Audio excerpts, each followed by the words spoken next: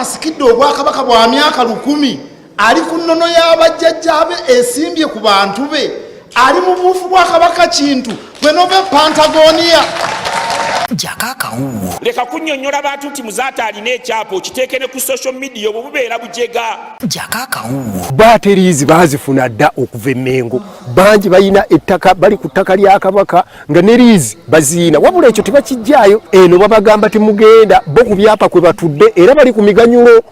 Akawuuwo. Bamusazeewo kafuula katambi ka sinema zaabika emipiira. Kati mwayogedde jjo nange nkomyewo leero kati mbalinze enkya ate ku Sunday nkomawo. Bwe mbanga obwakabaka munaabutambuza mu ngeri ya kifere bwe mutyo bye mbagamba n'owulira omusajja yeeyita nti munnamateeka abo abalenzi abamalala mubajje mu ofiisi za Buganda. Akawuuwo. Yalina liizi wano fayiro bazijje wano munyira beezitu nga bazirabe ku fayiro 2 era n'ekyapa kye yakifuna mwezi oguwedde. Kaakati twebuuza yabadde yeerabidde yasindikiddwa muwendule lwaki ebirungi bye yalaba nga afuna liizi eno lwaki tabyagaliza balala. Akawuuwo. Nyangire kutereza nsonga za ttaka tuganye nyangire rebellion tuganye nsonga za ttaka kutubba nkuulira tuwere bimalayi na magezi ki ono makubuya ini trust mbwe ttaka twatuula nembayira akenda tukawakabaka oba bakitafu abaali abatasomye ku independence akenda tebakawa muteesa una akajjawa. Akawuuwo. Bayinako amayumba magundiivu ng'amayumba ago bali ku byapa ebyaliizi. Nina abalala batera okubeera ku radio era nabo fayiro zaabwe wano weziri.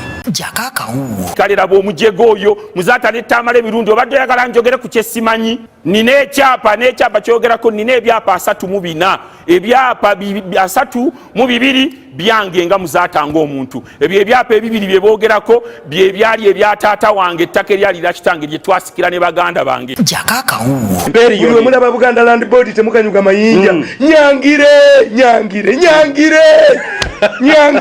nganye. Era bano abava Pantagoniya bajje batuguleko ettaka lyaffe kabaka asigaliraawo basanze tulaba. Akawuuwo. Gano si mawulire wabula kijjobi. Akawuuwo.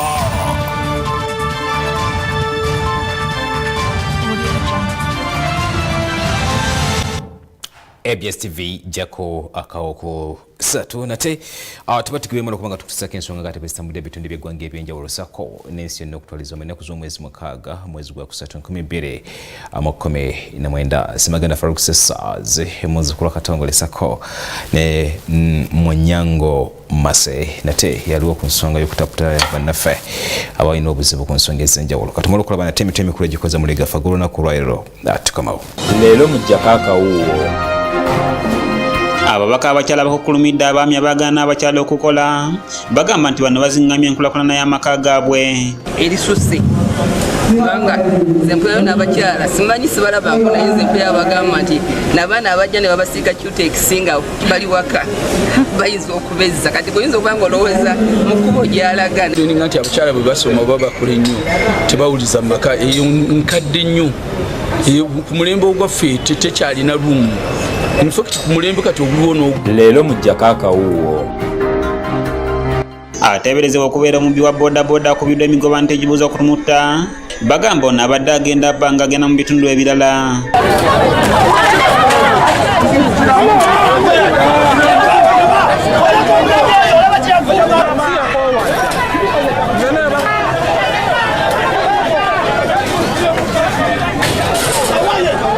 Leero mu Gyako Akawuuwo.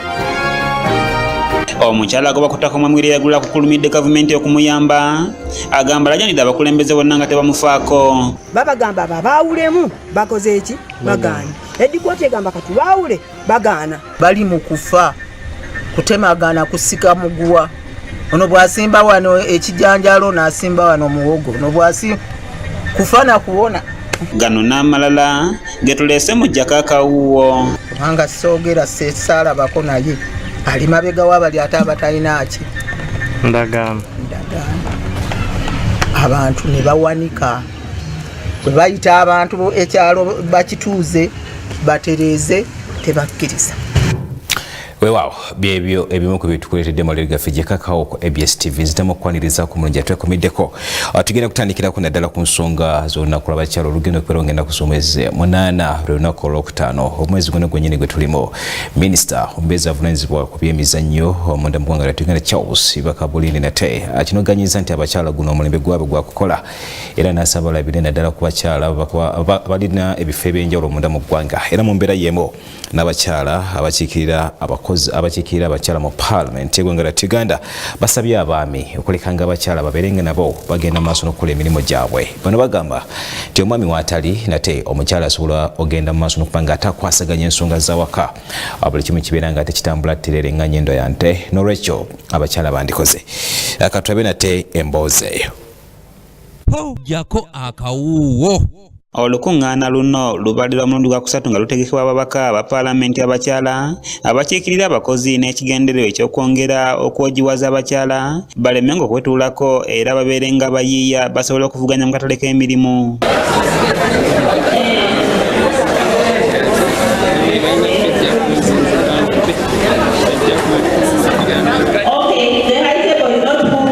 Olw'omulundi guno lutegekeddwa wakati mu kwetegekera olunaku lw'abakyala olw'okubeerawo ng'ennaku z'omwezi 8 ng'omugenyi omukulu Minisita Charles Bakabulindi naye asinzidde wano n'avumirira abaami banne abakyakotogera abakyala ne babagana okukola.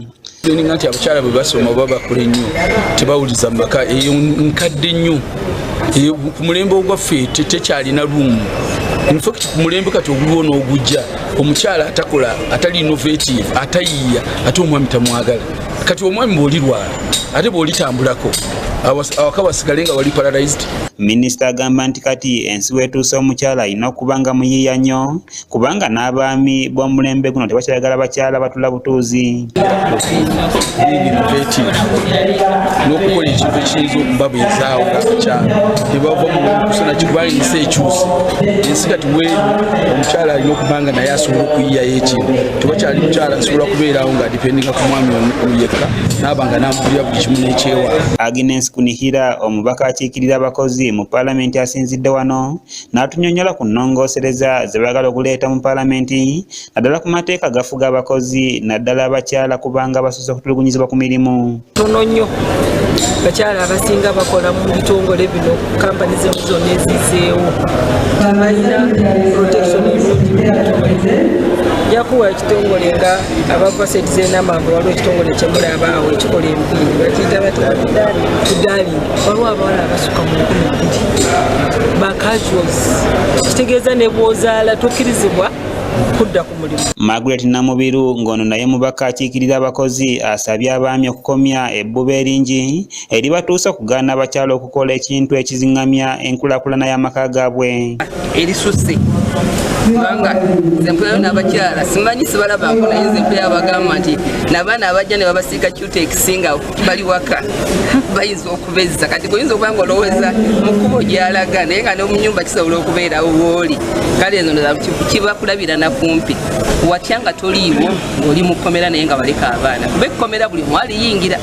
Ono era wadde abakyala amagezi okwetandikirawo emirimu emitonotono nga babijjamu ebyo bye basoma saako ne bye bayiga ku misomo egy'enjawulo nga gino. Nasoma sobola okutandikawo nasale bwe mbanga ndi musomesa kuba nasale sirowooza nti yandibadde kukunya nnyo okugyako ekizimbe oba tolina kikyo wabeera obuzibu okutandika naye ng'oyinza okwesanga ng'osanyisa n'abasomesa bana ate abanasale nabo tebabeera ba ssente nnyingi naye ogenda okusanga kintu kigenda kikula kale engeri gye twagala nti tulowooza mu national development naye waliwo n'abakyala okubanga tetugenda kwebaka bwe basika osobola okuba nga oli fiiti mu byokola. Mukiibi Samuel Kebo yakusakidde eggulire lino okulwa ABS television.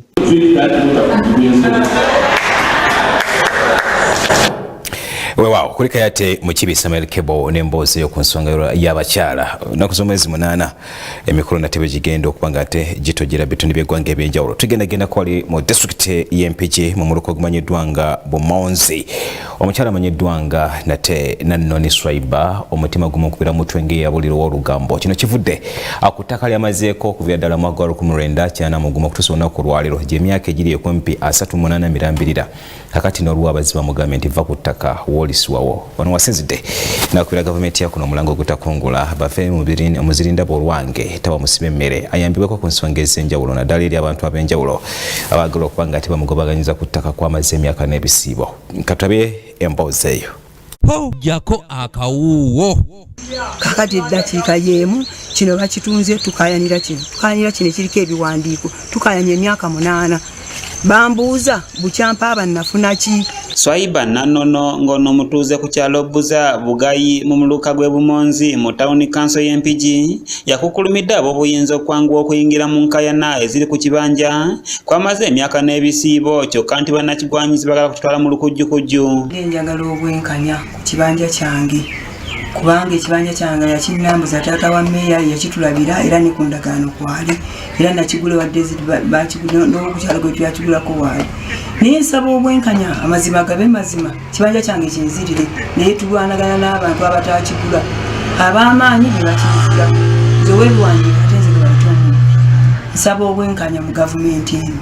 Awo n'atulambuza ekibanja kino kyagamba nti kyagula omwami we Desiderio Kyambadde mu 1981 okuva ku Desiderio Lubwama era nga bakiwangaaliddeko okuva mu bbanga eryo lyonna. Yali ayita eringa eno tayambuka kakati kino ekyomugenzi Mayanja nakidde eri ne bakitunda nga era bw'obalaba kati ate baamala okitunda tukayanira kino bwe bagamba ab'amataka mutuule buli omu atubuulire ono gwamanyi n'ono gwamanyi gavumenti etwawula ekyo tebakikkiriza ate nze omubbi gwe bayita omubbi nze nkikkiriza ate bo tebakikola ki mu kufa kutemagana kusika muguwa ono bwasimba wano ekijanjalo n'asimba wano muwogo ono bwasi kufana kuwona.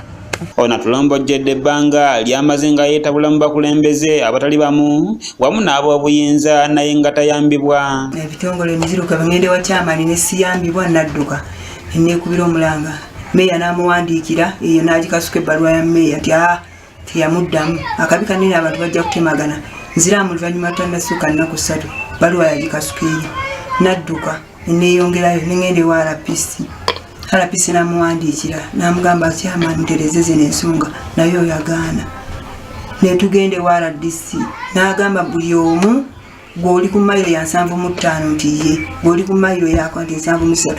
Nanono mu mbeera eno awanjagidde gavumenti okwoleka obwenkanya ku nsonga eno kubanga baagala okumugobaganya tebalinako wadde ekikumi kyabwe era nga bazze bamubonyabonya. Yabagamba temusima musingi mu kibanja kya munnamu eyimiriza ne bagaana ne bagamba kabasime tulaba anaagikola ki anaagikwatako era baagizimba mu kibanja kyange era mu kkooti yonna wentuuse wonna ennyumba nagikuba ebifaananyi nga teriiko mabaati babagizimbye era tomubuuza nti ani yamuguza tomubuuza nti ani twayagala kumanya ye asima busimi musingi owulira kino kibanja kyange. Abatuuze abalala ku kitundu kino be tusobodde okugerako nabo bagamba nti nabo balaga amazima ne batuuka n'okukoowa kubanga ensonga zino zimaze emyaka egiwerako nga tebatuuka kunzikiriziganya. Ekibanja kirimu emivuyo mingi naye ng'amazima go baagatukulira kyekituufu. Ono alina ebiwandiiko atalina biwandiiko ye simanyi bw'ayita mu mateeka n'atwala ekibanja naye baakawoleza emyaka guno gwa 8 naye nga kyalimu ensalosalo ennene ennyo ng'ezedda bw'ozimanyi bali ne baziziba kati ndowooza bamulina ku nnyumba nze nabivaamu nabikoowa buli muntu yakoowa atunula butunuzi bagenda ne balaga buli muntu yajjanga n'alaga kyamanyi kyambona babivaako twakoowa twawanika. Nanno n'agamba nti nannyini ttaka ko bawangaalira yandivuddeyo n'alaga obwerufu oba singa abadde nga yabatunda yandivuddeyo n'abawa ebyapa oba okutuula ne bakkaanya nabo okulaba ensonga bwe zitambula. Ttaka bw'aba yatutunda tutuule naye naffe atuwa ekyapa ng'abalala babeera batuula nabo ne babasalako ne babawa ekyapa naye tulebe okubuzibwa bwetuti ng'ate ekibanja bakitwala bakituggyako ate tebalina kye batuwadde kirimu emmere ekuulibwa amaanyi bali gye bagajja tetutegeerayo oba wattaka yatutunda aveeyo ate babayita batuule nakyo bakigaana. Rigani Ntale yakusakidde eggulire erina okulwa ABS Television. Buli muntu mukoowu yabivaako tutunula butunuzi tuti tetusigadde kufa tutumu kulika yate Reagan Ntale n'emboozi eyo ku nsonga z'eby'ettaka. Ettaka lifuuse akataka.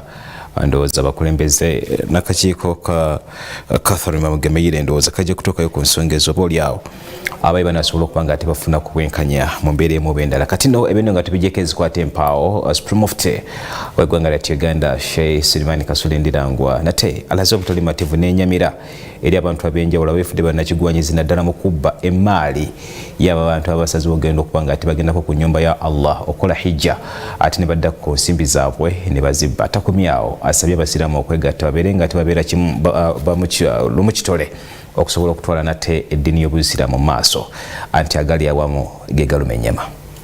Gyako akawuuwo wama halfahu wala yuhituna bishai'in min ilmi illa bima shaa. Supreme Mufti wa Uganda Sheikh Suleiman Kasule Ndirangwa yanyamidde olw'abakulembeze b'Abayisiraamu abanyaga ensimbi z'abantu ababa bagenda kuhijja nga bino abyogedde bw'abadde yeetabye mu mawuledi eya Masjid Yudaye ekireka mu ggombolola y'ekira mu disitulikiti y'e Wakiso. Ng'abantu bagenda Makka nga ssente zaabwe zakumpanyizibwa nga beba abalabwa era bebantu abawalimu kale azabweyo nga tonnaba kugijjamu n'okkiriza obukulembeze kati kwogenda kulembera kidda. Supreme Mufti ajjukiza Abayisiraamu nti balina okuvaayo okwegatta okusobola okulaba nga bakulaakulanya Obuyisiraamu. Nti omusiraamu yenna yeegatta era ayagala okwegatta kubanga kiragiro kya Katonda.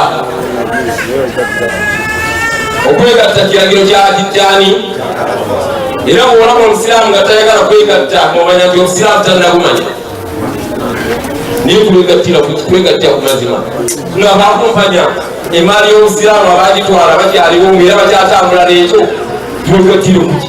Ssentebe wa disitulikiti y'e Wakiso Matyalwanga Bwanika alopedde Supreme Mufti obunnanfuusa obususe mu bantu be bakulembera mu bitundu by'eno. Mukoweeyo kubanga wano mu Buganda tulina olugero olugamba nti entasiima ebulangibwa. Kakati naffe mu bino bye tulimu osobola Katonda akuyamba bw'obeera olinako ekifo ky'otuuseko osobola okutamba n'obeerako ne beewoera obujulizi.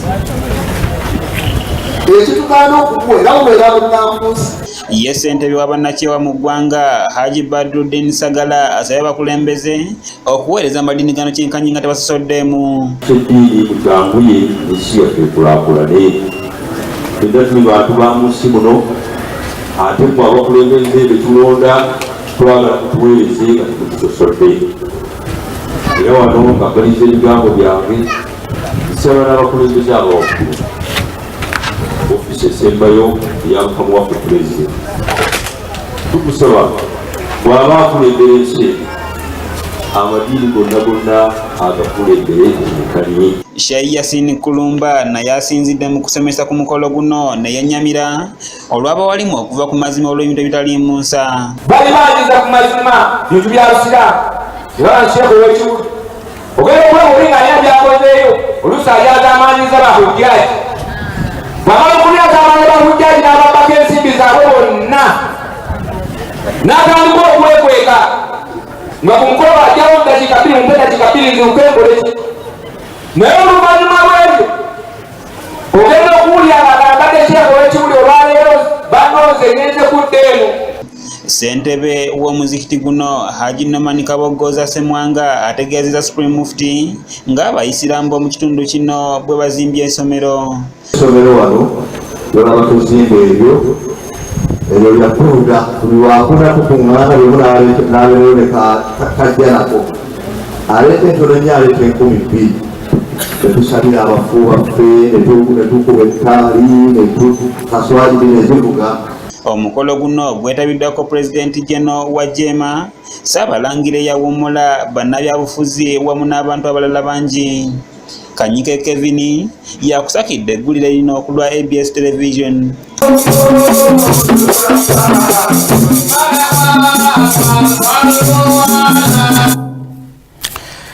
Kanyike Kevin kuleka yati nate nemboze eyo ku nsonga za kaswida ndoza neza kutambulidde bulungi wanyenyiza mu kumutwe mpola tugenda kumekereza wa kitundu kyaffe kisooka nate tugenda kubaona kitundu kyaffe kyokubiri kagenda kubeeragana kwa lwo mubya kwatiddwa nona isidwa sibulungi bene mitundu kyaffe kyokubiri amawulire gaffe Gyako ku ABS tugenda genda ko mu lugero nate tukamawo.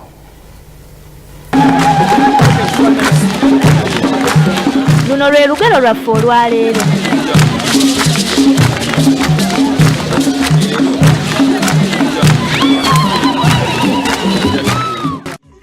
Ono alya n'ono alya yemmere egenda.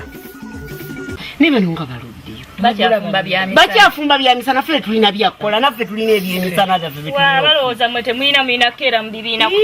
Naffe twakaita nteekateeka era nsobola okukwata obudde lwaki bo tebakwata budde. Ye singa kubadde kugabana singa tebajjudde wano. Wabula kyogereko. Twena nawe oyisa kigere naawe. Nze abantu abo bantama waliyo ne yajja azunga n'olwana olwatusesemera wano. Olwala yakeera omukazi oyo. N'olukolola. Ate n'olubenga lulwe. Naye akamuwala we yakatumiza na butumya ajja aziziina nakasobola okufunireko biyitirivu nga lukyali awo. Ono yatubba ebijanjaalo. Senga yatuuse ebijanjaalo. N'abakyala. Tewafuna bijanjaalo. Munange ffe twafuna haafu. Kale tulina kufuna kilo 5. Kilo mmeka? Kilo 5. Ebijanjaalo yabiteekawo. Ebijanjaalo yabikola atya? Kugambye ate nno talima. Yo omukazi oyo talima. Bibeeramu eddagala kati weebuze yabiteekawo. Ndowooza oba yatunda bitunde. Yatunda bitunde. Tokoola banze nabagamba abantu abatumalako emirembe tubeegobereko ddala. Wabula baagala kwegoba kati waliwo eno ddiiro eyazze bano ne bagenda tuwa obuwunga bwa soya. Kati nze kye ŋŋamba obuwunga obwo tuweefunze.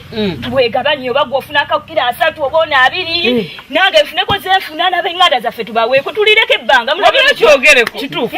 Tekyalibadde kibi naye kyobwo mutuufu ekyakola tuleke kufaanana bali ab'ebijanjaalo.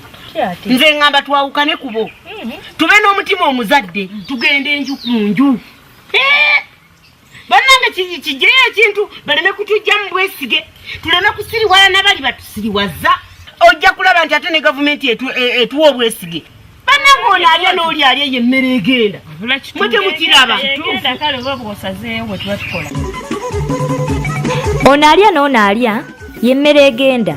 Amakulu gali nti singa wabaawo ekintu ekyetaagibwa okukolebwa abantu abangi ate ne kikolebwa omuntu omu kiyinza obutagenda bulungi kuba mu bulamu bw'ensi eno buli muntu yeetaaga okumuyambako mu buli kimu ky'aba agenda okukola. Olwo lwe lubadde olugero lwaffe olwaleero. Gyako